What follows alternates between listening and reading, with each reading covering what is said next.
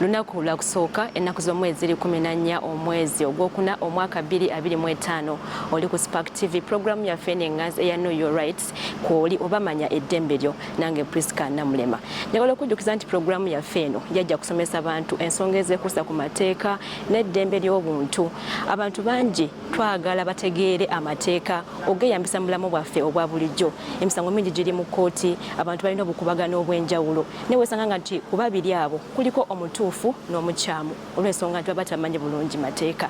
Nabwe ekyo twagala mutamanya amateeka asobole okutambula mu mbeera ennungi n'abantu bawangala nabo n'eggwanga lyonna okutwalira wamu.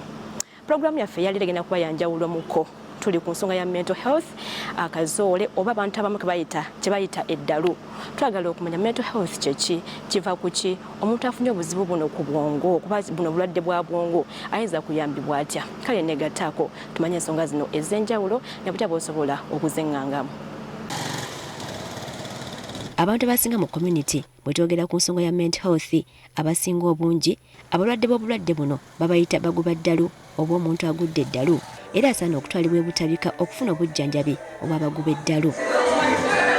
Okusinziira ku kunoonyereza okwakolebwa waliwo ebintu ebivaako oba ebireeta ensonga ya mental health mu bantu: life experience oba trauma or abuse, family history of mental health problems, sako n'enneeyisa oba lifestyle eya family oba amaka omuntu alina mental health mwava. Ezo nno ze zimu ku nsonga ezinookolwayo ng'ezivaako kalunsambulira w'obulwadde bwa mental health. Sisinkana omukyala Edgold Mande Munnayuganda nga director wa kitongole ekya gavumenti ya Germany wano mu Uganda. Edgold annyonnyola ensonga ya mental health nga bw'agimanye. Kati mental health mu Luganda simanyi bwensobola kukikola mu naga interpretation. Naye when we talk about mental health, it encompasses our emotions, our psychological feelings and our social well-being. Kati ebyo byonna bigatibwa wamu bikola our mental health. Byafectinga engeri ki gye tubeeramu, how we act, how we feel and how we even manage the stresses of life. Kakati omuntu bw'ayogera mental health abantu batera kutya balowooza nti oba oyogera ku bulwadde. Ate nga kati mental health is the same as the way we talk about physical health. But again bwe twogera ku mental health tekitegeeza nti twogera ku kintu ekitalimu bulwadde. It's not the absence of mental health illness. Naye it shows the ability to do certain things. Kubanga buli kanaku tubeera n'ebintu ebitukuba naye gwe okimanaginza otya. Kikubye n'ogwa wansi oba ovaawo. Kati bw'oba ovaawo awo kiba kitegeeza nti you are mentally what? Stable. Naye kati waliwo omuntu gwe kikuba n'abeerera ddala wansi. Ajja kuvaayo naye aba alina kulinda ki? Aba alina kwetaaga some help. Buli muntu azaalibwa mu nsi alina ebigendererwa oba purpose. Ebiwundu mu ndowooza bulwadde bwa mutawaana nnyo era kiyinza okuvaako okubonaabona kw'abaana bo entalo era kino kisobola okuvaako n'okubonaabonaako kwennyini. Omanyi nga bw'ofuna ekiwundu ku kugulu nekikuluma n'obuliro obwo obulumi naye ekyo kiri physical. Osobola kugenda ne bakiteekako eddagala nekikola ki? Nekiwona. Omuntu aba akiraba.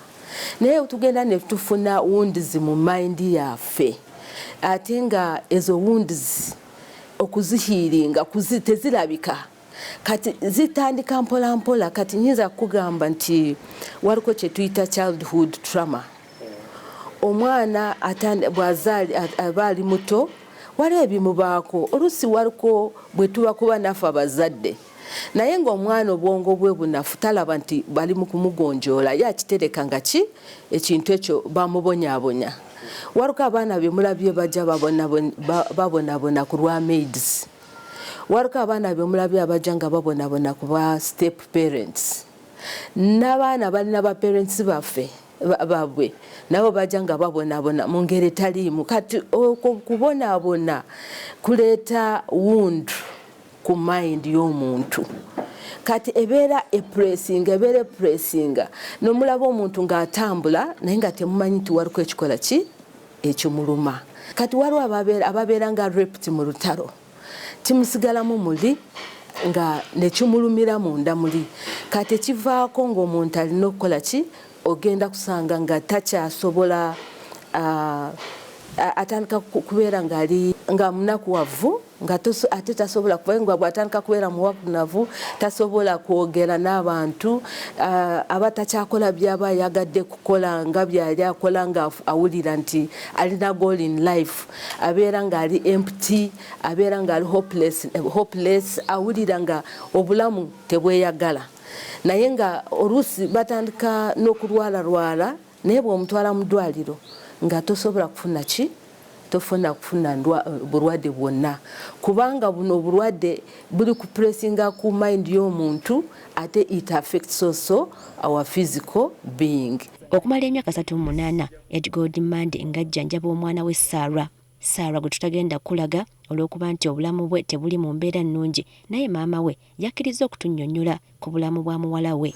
Twagenda mu madwaliro gonna nga omwana ndaba takola ki tavaamu naye nabeera nga akugamba mami mba ndaba ebintu mami bwe mbaawo mpulira abantu bampita mpulira tuba tutudde awo ng'olaba ebintu bimuyitako ye alaba abuuza temulabye pusi kati nga ffe tetubiraba kati yali awulira bye tutawulira alaba bye tutalaba naye nga nange sitegeera of course bw'oyogerako ku bantu bagamba oyo mutwale mu basawo Abaganda naye batukuza bulungi nze nakulira mu ddiini teri kintu tusobola kuntwala omusawo Muganda n'ekimu ekiba kiremye Katonda awo nkimulekera kibeera kikye. So omwana n'akula bw'atyo yali nga alina emyaka 6 awo nga bwe tuba tutambula ng'akola bw'ati ne tumubuuza lwaki todduka naawe ng'okola bw'oti emikono ng'abantu abalala naye ng'agamba ye bw'atandika kudduka n'akola bw'ati aba alaba omuntu agenda kukwata ki omukono gwe ne tutandikira awo obukosi ne tugenda mu basawo nabo tebategeera ku luno alina omutwe omugongo gumuluma ebintu nga bwe njogedde nti bw'oba nga toli bulungi ofuna na physical pains endala naye nga they are unexplained teri muntu asobola kukola ki okuzikunyonyola. So twagenda okutuzuula later around like 12 years ne batugamba nti bulwadde bwaki bwa mental health. Ne tutandika ku ddagala waliko eddagala lye bali batuwa omwana n'atandika okusoma yali alina amagezi mangi nga mu class abeera number 1 n'obwaba nga tagenze kusoma. Leero ne ku senior 6 yafuna ezinya n'agenda medical school naye ne bigaana ne tubivaako ebyokusoma.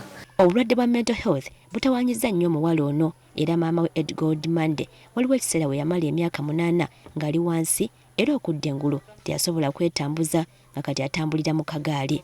Kati no bw'abeera mu kagaali abadde akola ebintu bye avaayo n'abekinga ayagala nnyo waliwo movies ayagala kuwuliriza aba preachinga waliwo movies alina laptop ye ateekako kyayagala ateekako simu ye n'agamba njagala kuwatchinga movie oluusi akuyita n'agamba jangu tuwatchinge movie wamu bw'oba olina time n'ogenda n'owatchinga naye.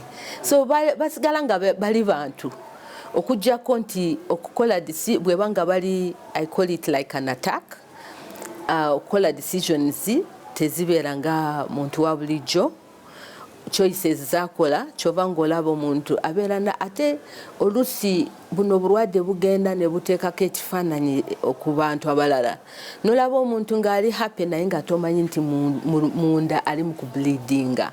Omulwadde yenna oba omuntu alina omulwadde wa mental health alina okubeera omumalirivu kubanga emirundi mingi babeera n'ebirowoozo bibi na muno ebyokweja mu bulamu bw'ensi aba awulira nti akooye kubanga tosobola kuzuuka ku makya nga gw'owulira tolina that you are useless nongamba nti bw'owulira bw'otyo you are useless you can maintain to be like that forever.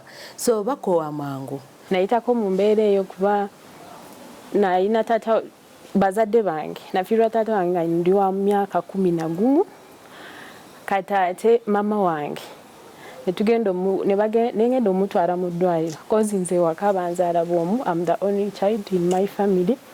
So muzeeyi bwe yavaako nze alina okulabirira mama wange alina HIV. So nagenda okwekanga ku myaka 11 nina okulabirira ono omuntu nkyayina trauma y'okufiirwa taata wange ate ngasseeko kino ekya maama okutya ennyo okulowooza nti muzeeyi akagenda ne maama bwandekawo kati nganze bw'omu ku myaka gino ngenda kubeera ntya. Kuba nzijukira waliwo olunaku lumu nali ne maama mu ddwaliro ekyo ekiro looza yali awulira bubi nnyo yampandikisa n'okumpandikisa oba byalinga bugamba nti mu Luganda babayita eddaame. Kati ku myaka 11 ziri 8 gwa kiro nga ne dokita taliyo kuba tetwalina ssente nti oli mu private hospitals, it was a government hospital. In the whole hospital twali mu ward ffeka babiri, like okukaaba n'okutya nga ndowooza nti essaawa yonna akutuka kyampisa bubi nnyo ne batuuka n'okutugoba mu ddwaliro nti mwe mugende mutwale waka mulinde olunaku bwanaafa. Naye ng'omwana omuto n'agamba Mukama Katonda kiki kino? Nawulira nga neekyaye ne ngamba nedda sijja kulinda mama wange asoboke kufa, nze kanze abeera asooka okufa kuba saagala kulaba biddako. So ebirowoozo ebyo byonna bw'obigatta biku affectinga mentally ate ne bu affectinga ne physical life yo. So ffe tulina okubazaamu ki amaanyi n'ebigambo bye twogera, tulina okubawuliriza, tulina okubaagala ennyo. Naye ekizibu kye tulina tujajinga, tulina ebigambo bye twogera oyo mulalu. We all need to know that we are candidates. Obulwadde bwa mental health tebulinako ono mwana, ono musajja, ono mukazi, ono muntu mukuru, ono minisita, ono president, ebyo tebiriiko, tobusosola. Era obulwadde buno buyinza obutasosola n'omujjanjabi bumukwata. Obulwadde oli bwalina asobola kutransferingako kubanga obeera empathetic nekikuyingiramu kati osanga naawe nga mood zitandise kukola ki kuchenjinga. Kati fe abalabirira abalwadde abalina mental health challenges tulina naffe okulaba nti twefaako ne tulaba nti tufuna abwe twogera nabo. Naye waliwo wootuuka ng'olina ability naye ne bikulemerera. Olaba kati divorce omuntu ayinza kugamba bulijjo abantu bava mu divorce ebaawo ajja kukiyitamu naye tomanya ye bwakifiiringa. So tulina okwetegereza abantu bafiiringa batya nga ebintu bibabaddeko. So bwe tumala kubitegeera awo tutandika kubeera ki kati ng'omwana wange tulina okumulaga, tumulaga love actually tumwagala. Kati ate tenaawulira nsonyi nti omwana wange alwadde kubanga teri omukuffe eyayita obulwadde nedda. So nze nakireka mu lwatu abamu babakwata ne babagalira mu nyumba. Naye nze omwana wange nali ntambula naye bwe tuba tugenda ku mbaga tumanya tulina okutwala engoye ezo 2 oba 3 kubanga tetumanyi wenawulira obubi ate yali abeera nga ayagala kudduka mulina okumukwata mukumukwata awo mulina okumwonoona. Kati nga tulina okutambula ate bwe tumala kumukaminga down ne tudda mu mbaga ne tutuula. So ffe twakikiriza, one thing is really to accept the situation. In everything when you accept the situation tegeera nti kino kintu kyekimbaddeko otandika kunoonya ki solution. Okusomoozebwa okusinga obunene mu bulwadde bwa mental health kuli nti omulwadde tayinza kwesalirawo, kyova olaba nti abasinga obungi bettanira nnyo amasinzizo. Of course abantu boogera bye baagadde oluusi oba nti tokimanyi nti oli yali tanaaba ne bamufosinga n'ajjamu okwetta. It might not have been right. People bye tulaba ku social media tebibeera bituufu, naye nze nkugamba nti tebaagala kunaaba. Kati oyinza kumusanga onaga naye gwe gundi lwaki tonaaba? Kati olowooza ye aba tawulira nti awunya? Aba akiwulira naye aba takyalina that ability to make good choices. So awo tulina okuboogereza, not to blame. Engeri gy'omu approachinga matters a lot. Bw'omu approachinga ng'omulaga nti mulwadde ajja kukola ki kulaga nti si mulwadde kubanga balina ebirowoozo byabwe ate balowooza ate they can reason you out nolowooza nti omuntu tumulwadde. Okyali ku program Know Your Rights obamanya eddembe lyo wano ku Spark TV nange Priska Namulema. Tuli ku nsonga ya mental health oba obulwadde obw'obwongo. Tuli ne maama wa Sarah Edgod Mande abadde ne muwala wo emyaka 38 nga yafuna obuzibu n'obwongo bwe. Atubulidde ensonga ez'enjawulo kyava kuki era asobodde atya okulaba nti omwana we ono abeerawo newankubadde alina obuzibu n'obwongo bwe. Tuwumulamu katono. Obulwadde bwa mental health bukwata buli muntu, omukulu n'omuto, omwavu n'omugagga. Kyokka obulwadde buno buba bwa ndowooza naye nga ekizibu ekibuliko oba ekibi ekibuliko nti omuntu abeera bufunye tasobola kutegeera nti oba oliawo omulwadde. Kyova olaba nti abawangala n'abantu bano basanga obuzibu mu kubujjanjaba. Mutuuka okumira eddagala n'akubuuza ate eddagala ompa lyaki kuba ye abalowooza nti oba oliawo gwe mwennyini ate ali mu kumuwa eddagala oba oliawo gwe mulwadde. Kale katugende mu maaso ne programu yaffe nga tumanya ensonga ez'enjawulo naddala obulwadde buno businga kuva kuki. Entabukatabuka mu maka agasinga obungi saka abantu mu ofiisi ez'enjawulo okuyombayomba obutategeeragana bulungi kisaana okwegenderezebwa nti kiyinza okuba nga kyekivaako ensonga za mental health mu bantu abasinga obungi. Bangi bali mu ofiisi zaabwe naye nga balina ezo challenges. Ogenda kuwulira omuntu gagamba oh my boss banange my boss ku luno yaze nankola bwati ng'olabira ddala nti omuntu ki waliko be bayita ne narcissist. Oli abeerawo ng'akola buli kyakola akikola ku hatinga oli naye muri nga takigenderedde bwento bwendowooza naye kubanga alina that challenge kyalabanga nti asinga okukola ki okukola. Kati katugende ku bafumbo yinza kusanga people couple bali awo bulijjo nga bali omuntu omu ng'alina byakola tabitegeera. Olaba nkugambe nti bw'obeera ne challenge ya mental health choices zokola decisions zokola even relating with people friendship teziwawulira omuntu bamwogera n'empisa mbi naye nga mpisa mbi tosobola kuziraba kumpa omuntu alina ki challenges.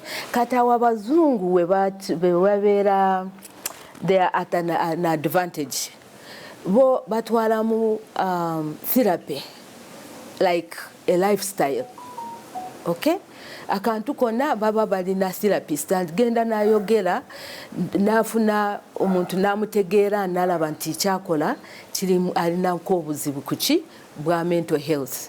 So yes, couples balina issues ezo nayo batokimanyi. Ne sisters and brothers mu families bibaamu n'omuntu n'abeerawo nga owulira bamuyita black sheep naye kimuyisiza black sheep lwakubanga tebamukola ki tebamutegeera.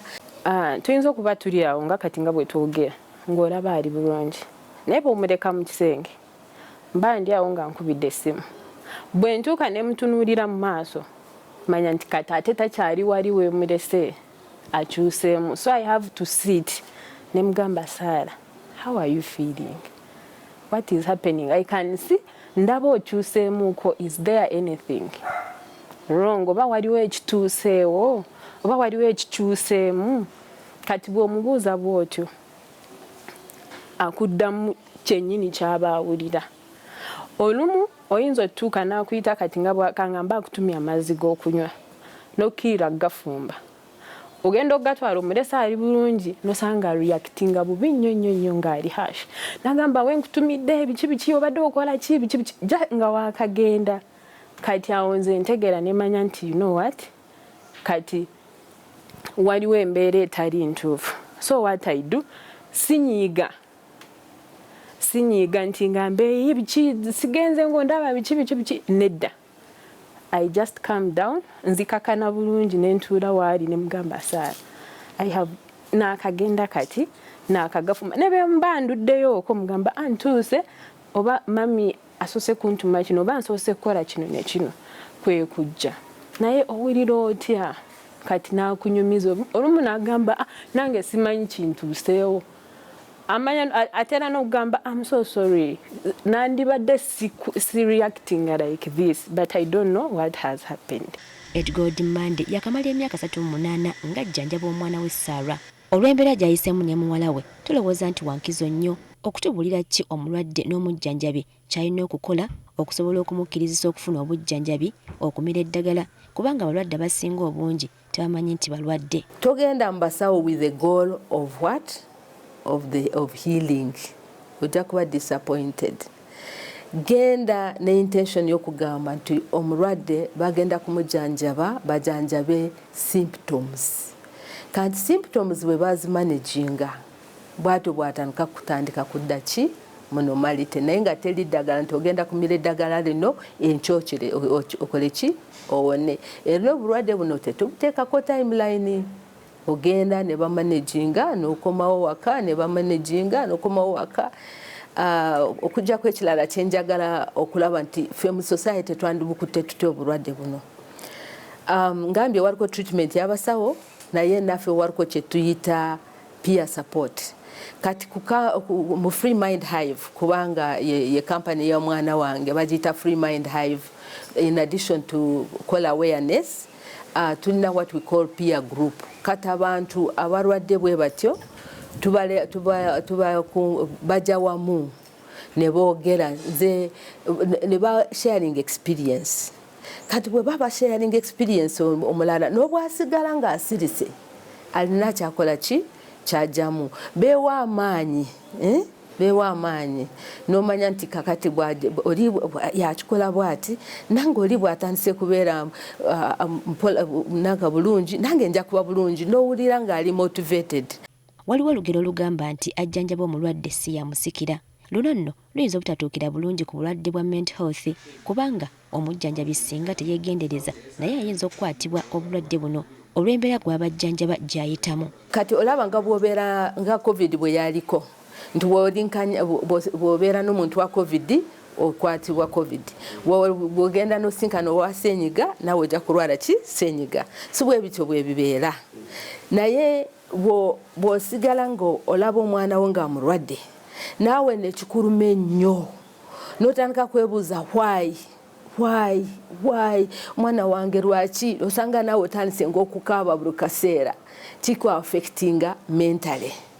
Kyova ng'olaba ngambye nti bw'obeera n'omwana omulwadde oba muzadde mulwadde oba omusajja mulwadde naawe ofuna ekiseera n'oyogerako n'omuntu omulala nga kansila oba therapist n'omugamba engeri gy'okola ki gy'ofiiringamu, otherwise kisobola naawe okuaffectinga n'otandika kukola ki kubanga ebeera trauma, obeera traumatized.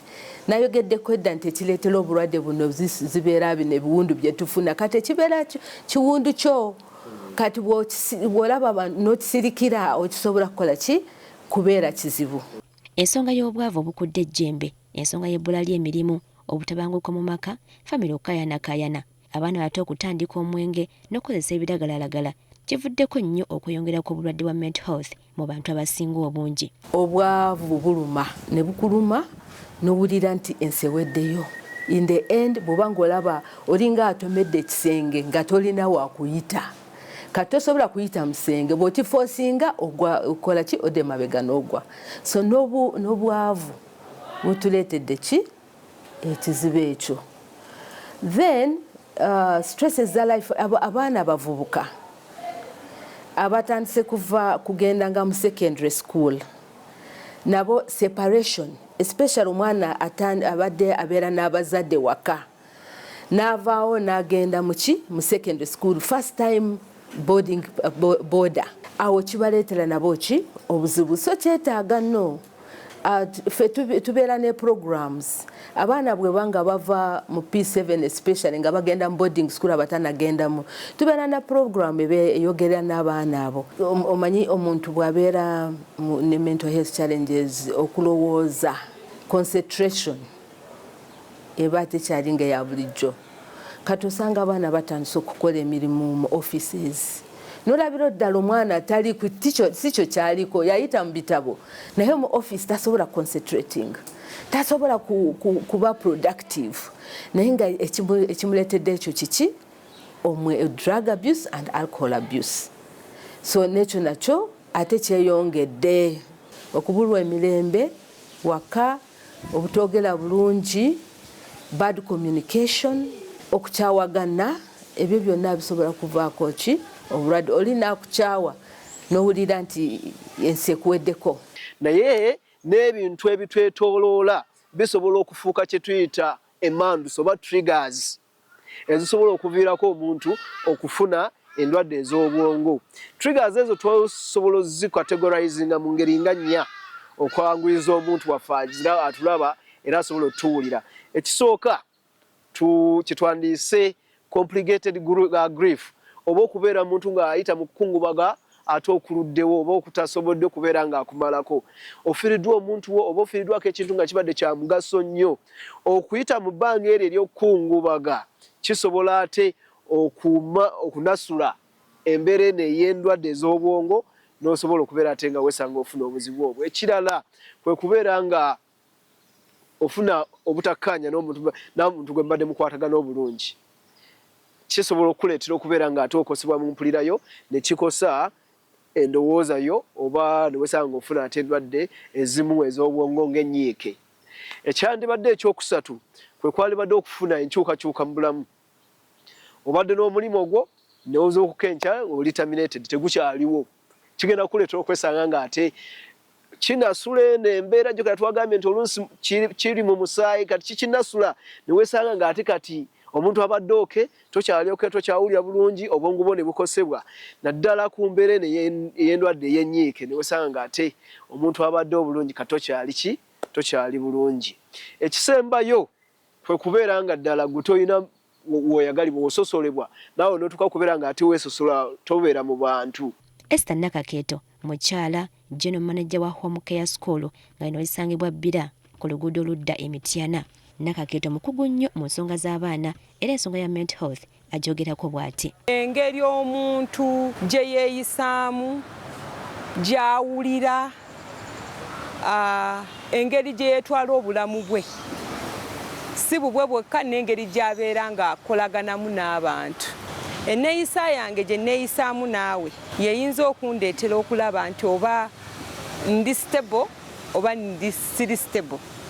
Engeri gye nneewulira, engeri gye nkolamu ebintu byange yonsonga gy'osinzirako okulaba nti omuntu ono either nti ali oke oba tali oke. Yenna engeri gy'otegeeramu ebintu nakyo. Abantu abasinga balina enneeyisa gye beeyisaamu okusinga ensonga eno eri mu bafumbo. Abafumbo abamu basanga nga tebogerezeganya bulungi kyokka ng'omugenyi bw'abazze omukyala oba omwami ayogera bulungi n'abagenyi abo kyokka bo nga bali bokka olwo nno ne batabuka. Ne bwemba nga bwe nzija gy'oli neeyisa bulungi, bwe ŋŋenda ewali abalala nga neeyisa bubi kitegeeza nti ninako ekikyamu. Kubanga kye walibadde kye neeyisizaamu ewuwo ne bwe ŋŋenda ebweru kyandibadde kye kimu. Nti mulimu omuntu w'abeeraawo nga ye n'ekintu gwe kyolabanga ekiri awo ye ng'awulira nnyo obulumi. N'olaba omuntu nga ye oba nkugambe ntya kati nga ye asukka oba mu kusaasira n'agenda too much ng'omulaba ali too much attached. Ekyo nakyo kiraga nti waliwo ekikyamu. Okimanyi nti era kyekimu n'omuntu okulya endya y'omuntu esobola okulaga nti omuntu ono alina ekikyamu oba talina kikyamu. Nnyinza okugereza nti kati tulina kye tugamba nti omuntu abawala bakuyita kukeepinga figure. Nolaba oli nga ayiseewo ne ku weighti ye gy'alina okubeerawo naye ng'era asigala akyagamba njagala nenkane n'ono. Eyo bagiyita eating disorder. Omuntu okusukka ku weighti ye n'agenda n'omutunuulira nga yeerumya enjala akantu kali akatono n'ekyo oyinza okiraba nga nakyo kiri wakati awo wa mental disorder. Bw'owulira emboozi y'omukyalo ono Edgard Mande ne muwala we Sarah osobola okusiga ekifaananyi n'omanya embeera abantu bano gye bawangaddemu n'omwana waabwe ono mu maka gaabwe. Ekyomukisa omulungi bulwadde buno oba nga obufuddeko busobola okukakkanamuko. Oba oliawo omuntu n'atagidde ate ku kkubo eyo okubeera ng'ataayaya n'otamusibira na mu nnyumba naye n'abeerawo nga at least asobola okufuna ku bulamu obweyagaza wadde alina obuzibu ku bwongo obwo kubanga bwo tebumala gagenda buto nti wawonye oba oli bulungi kati naye osobola okubeerawo nabo naye ng'ate osobola okutambuza obulamu. Okyali ku program Know Your Rights wamanya eddembe lyo wano ku Spark TV nange Priska Namulema. Nyongera okujjukiza nti program yaffe eno jajja kusomesa abantu ensonga ezekuusa ku mateeka n'eddembe ly'obuntu osobola okutambula mu bulamu bwo eyo nga tolina mateeka g'omenya era nga tolina muntu n'omu gw'onyiza olw'obutamanya mateeka. Kyokka ebiseera ebimu tugendako mu nsonga ez'enjawulo gamba ng'ez'obyobulamu nga ze tulimu kati olunaku olwaleero. Tuli ku nsonga ya mental health oba obulwadde obw'obwongo. Abantu nno bangi balina endowooza nti obulwadde buno buba bulwadde bwa kika, bulwadde bwa mizimu, bulwadde bwa zirubaale eziri eyo mu maka g'abantu ab'enjawulo. Kyokka ng'ate abakugu bagamba nti buno bulwadde ng'obulwadde obulala bwonna era nti nga wabufunye oli wa ddembe okugenda mu ddwaliro oba omuntu wo ng'abulina omutwala mu ddwaliro n'asobola okufuna obujjanjabi okusobola okumuleka ewaka okwebaka oba okutayira ku kyalo yonna gy'abeera bambi awangaalira.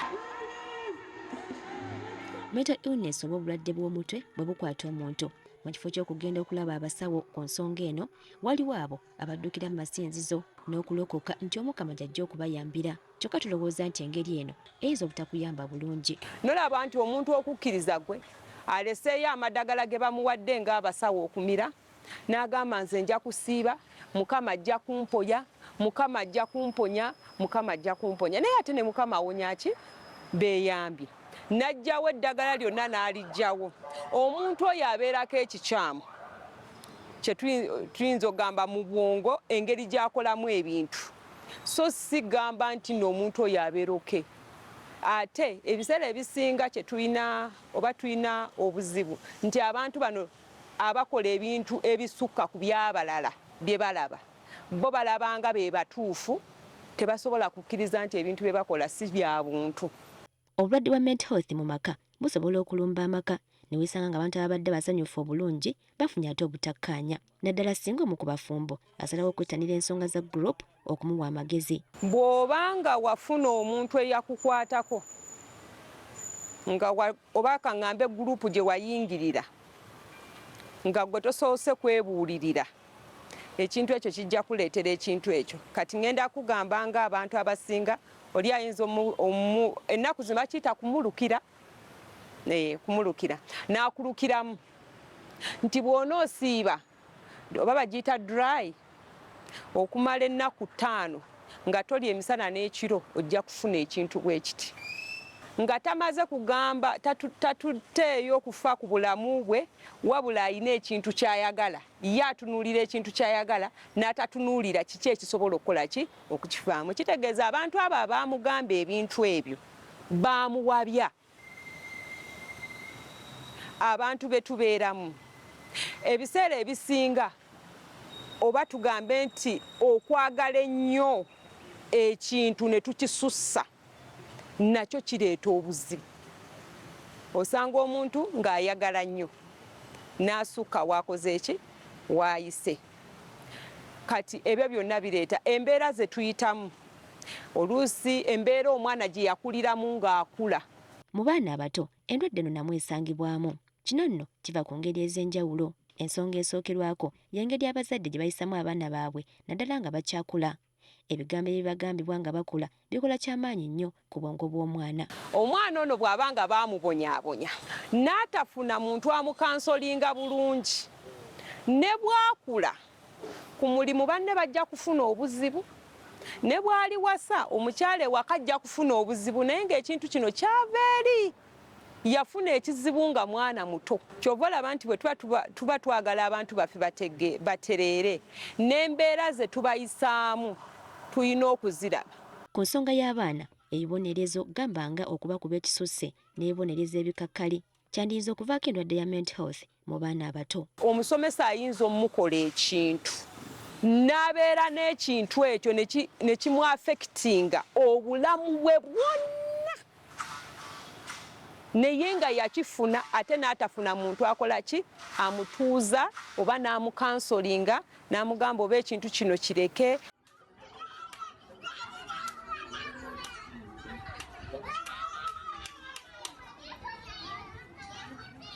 Ekintu kye bayita kuba mwana n'omusomesa ono bw'omutuuza n'obeerako bw'omutuuziza n'omubuuza naye ngwa lwaki okuba nnyo abaana. Bw'aba akubuulira sitori ajja kuddayo emabega akubuulire nga bw'eba abakuba. kati okiraba nti ekyo gwera wakireeta ekintu okunyooma oba nkugambe ki to put okutekinga abaana n'otamukkiririzaamu buli ddakiika omulabanga atasobola omwana era akula ng'alabanga atasobola n'ekyo nakyo weekiri nga ne bw'aba asobola kubanga mwakeera ku makya ne mumulabanga atakola ki atasobola ebintu ebyo abasomesa bye bakola okukwata abaana ne babalabanga abatasobola ne babaleetera ne bafuna that low self esteem nga ye teyekkiririzaamu ngo ekyo ekintu ekyo nakyo kibi nnyo omwana ono oluusi ebiseera ebisinga bw'olaba omwana bw'aba teyekkiririzaamu ng'akuze ne batandika omugamba gundi gw'oli bw'oti gundi gw'oli bw'oti omusanga atandise okukozesa drugs asobole okukola ekintu kino nga tategeera naye nga ye tamanyi nti ayonoona obulamu bwe. Obuwangwa n'ennono abantu gye bayita emizimu n'elubale w'ekika abantu abamu banonooza nti gye givaako obulwadde bwa mental health mu bantu. Kyokka Esther Nakakeeto wamu n'omukugu mu ndwadde z'obwongo Ronald Kizza ensonga y'emizimu n'elubaale bagyogerako bwe bati. Abantu baffe beetaaga bamanye nti bwe tulaba omuntu ng'ali bw'atyo si mizimu wabula okuva edda kyatwalibwanga ki ti mizimu oba baamuloze. Abantu abo baliko omuzimu gw'okukola kibwewati abantu abo baliko omuzimu guno si mizimu wabula nga bwe njogedde nti endwadde ey'obwongo oba endwadde ez'obwongo zino zitambulira mu musaayi eyo gye kyava balabanga jjajja ne balaba gundi ekika kyonna nga balaba olunsi ekyo kintu mwekiri ne bagamba egyo mizimu gyabwe eryo ddogo lyerikola ki lyeribatawaanya naye nga bubeera bulwadde ddala. So bantu baffe leero tubategeereze ddala bakimanye nti egyo si mizimu si malogo wabula omuntu nga bw'alwala endwadde zonna ez'omubiri okugeza kansa esobola nayo okubeera nga etambulira mu musaayi n'endwadde zino ez'obwongo nazo bwe zikola ki bwe ziri. Ebiseera ebisinga nze sirabangako lubaale w'ekika akwata bagagga bano abeesobola mu famire oba okitegeera lwaki lubaale takwata abo abeesobola mu famire gwe wali okiwuliddeko nti omugagga saagala kugamba nti omugagga bw'ati lubaale yamukutte. Ebiseera ebisinga kyekyo kyenkugambye gw'okyeteekamu omuntu yeeteekamu ekintu n'agamba nti nina lubaale w'ekika azze okusamirirwa naye nze sisuubira nti ebintu ebyo mu butuufu gyebiri. Ensonga y'obulwadde bwa mental health mu baana bato ssaako n'abantu abakulu kizibu ky'amaanyi nnyo ekisaana okwegenderezebwa. Obulwadde buno nga bwakutte omuntu kiyinza okutwala ekiseera okuzuula nti omuntu ono alina obulwadde buno. Omulwadde waabwo si kyangu kya kukkiriza nti abulina. Ebifo awajjanjabirwa nawo si wangu nnyo era tukubiriza abazadde okwetegereza ennyo abaana baabwe naddala nga bakyali bato.